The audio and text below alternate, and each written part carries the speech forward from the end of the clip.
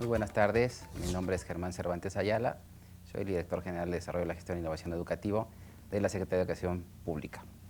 En esta tarde quisiéramos platicar con los directores escolares y con los supervisores escolares de un instrumento que hemos ido ya conversando en los consejos técnicos, que son las estrategias globales de mejora escolar. Como ustedes bien saben, desde hace ya prácticamente 3 años, desde el 2013, se iniciaron un conjunto de transformaciones al sistema educativo mexicano que han sido muy importantes para la mejora de los resultados educativos que tienen nuestros niños y jóvenes en la educación básica. Uno de ellos, y para mí, por la naturaleza de mi trabajo, que me parece muy relevante, es el que está asociado a la autonomía de gestión de las escuelas.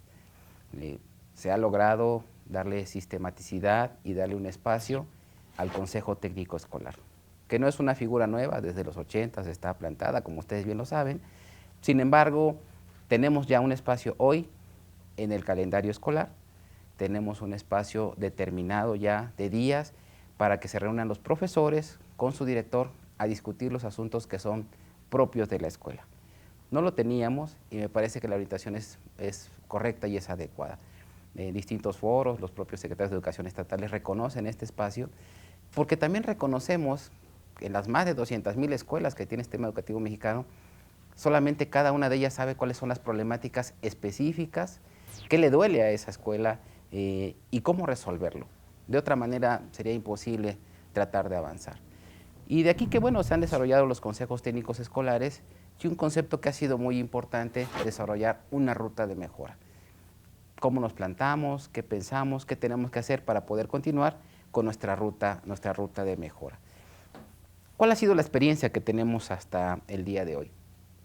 Lo que hemos encontrado en el seguimiento, inclusive por algunos estudios que se han realizado, es que todas las escuelas reconocen el espacio del consejo técnico útil al interior de los profesores. No hay un consejo igual a otro, todos son distintos porque los contenidos los pone la propia escuela. Y las acciones que han emprendido también son de distinta índole, yo diría calidad y profundidad. Hay algunos lugares donde hay acciones muy puntuales, hay algunas escuelas donde han hecho trabajos mucho más integrados.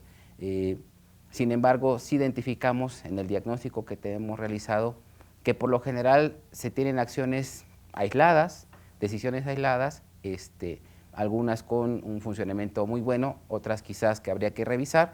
Sin embargo, creemos que podemos potenciar el trabajo de las escuelas. Y por eso nos queremos dirigir muy en particular a los directores escolares. El trabajo que haga un director escolar para mejorar su escuela es fundamental. No hay, me parece, en la escuela la mayor posibilidad de mejora, y una escuela podrá mejorar si el director es el que está empujando, el director es el que está, director o directora, está siempre al frente y en la búsqueda de mejorar sus logros educativos. Por lo tanto, las estrategias globales de mejora escolar son un instrumento para dirigir de manera más eficaz y de manera más ordenada los esfuerzos de una escuela. Insisto, pongo la palabra dirigir y la marco. Por lo tanto, estamos hablando hacia los directores escolares porque creemos que es una herramienta para ellos. ¿Por qué el nombre de estrategias globales de mejora escolar? Y yo creo que eso es muy importante que lo tengamos claro. Yo siempre los convoco a que vayamos al diccionario de la Real Academia y siempre nos ayuda a esclarecer, a tener muy nítido por qué. Una estrategia es lo van a encontrar como el arte de dirigir un asunto. ¿Y qué es el arte? La habilidad de dirigir. En este caso, la habilidad de dirigir una escuela hacia la mejora de los resultados que está teniendo esa escuela. ¿Y eso a quién le toca?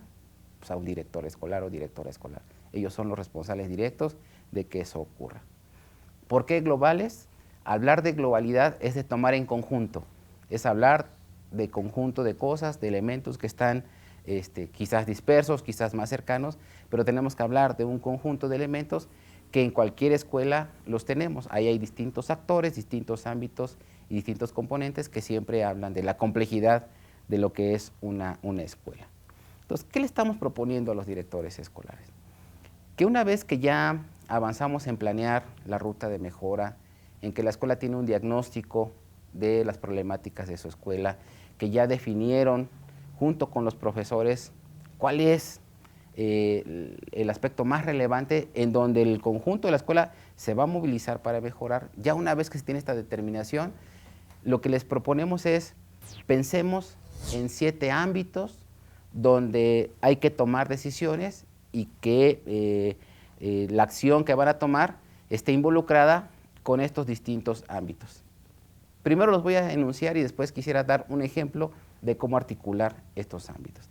El primer ámbito que tenemos que tomar en cuenta, por supuesto, es el que ya se viene desarrollando casi en todas las rutas de mejora, es qué va a pasar en el aula. Ya tomamos la determinación en la escuela de lo que queremos resolver, de nuestro desafío mayor, qué va a pasar en los salones de clase. Ese es el primer ámbito que tenemos que ver. Como director tengo que pensar a ver, ¿qué va a pasar en los salones de clase? El segundo ámbito es en la organización de la escuela. ¿Cómo organizo mi escuela de mejor manera para que responda a este desafío que quiero resolver?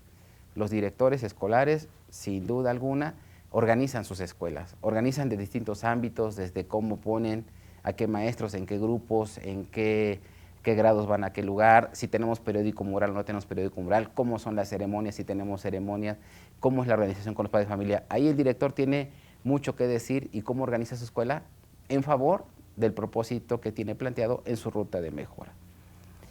El tercer ámbito es el trabajo con los padres de familia.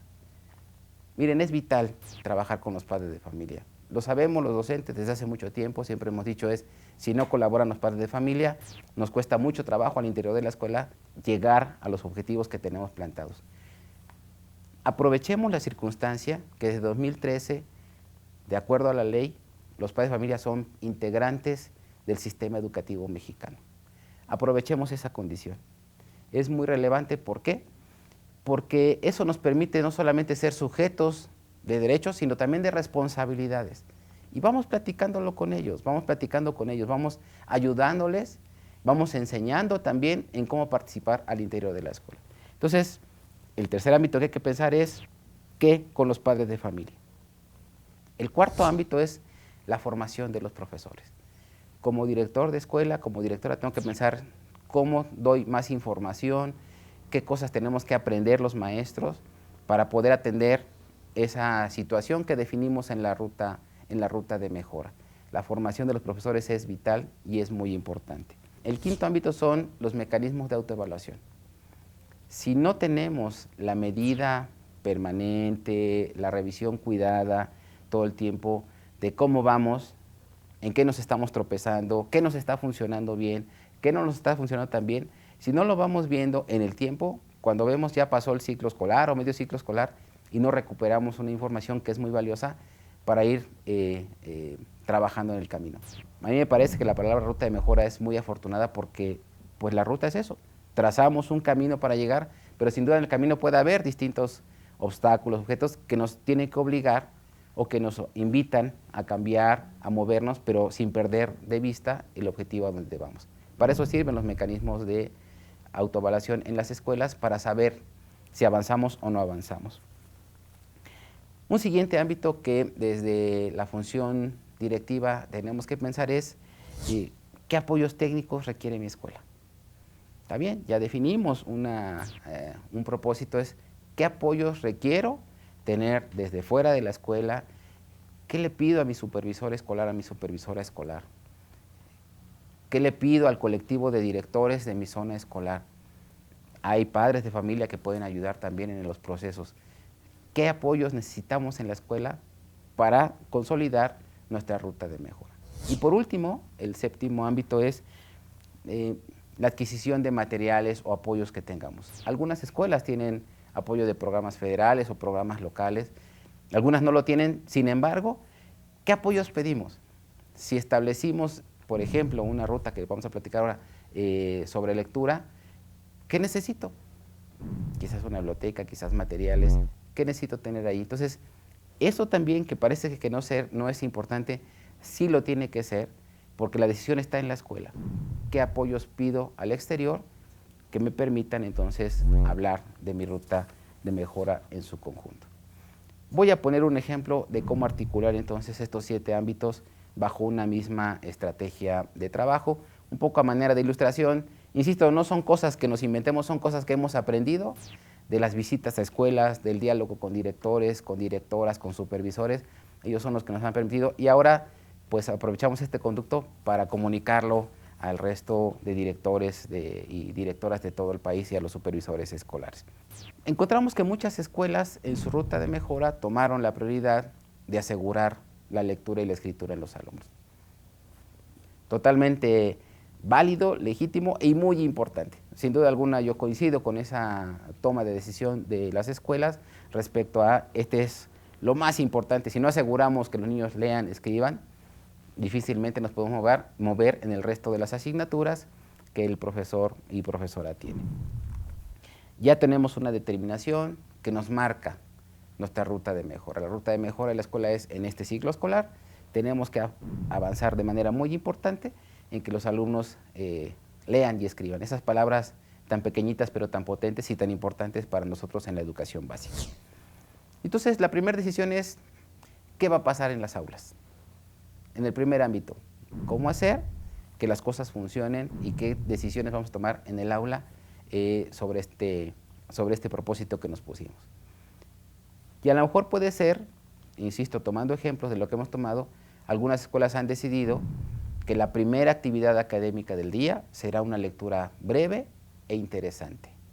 Que el maestro o la maestra, frente al grupo, en los primeros minutos de clase, la primera actividad sea contagiarlos con una lectura breve, pequeña, diversificada, puede ser una buena noticia, puede ser parte de un cuento, puede ser una novela, puede ser distintas cosas que los profesores tienen a la mano, de esto que ellos saben muy bien que podemos atrapar a los niños y decirles, ahí está el material por si quieres seguir leyendo.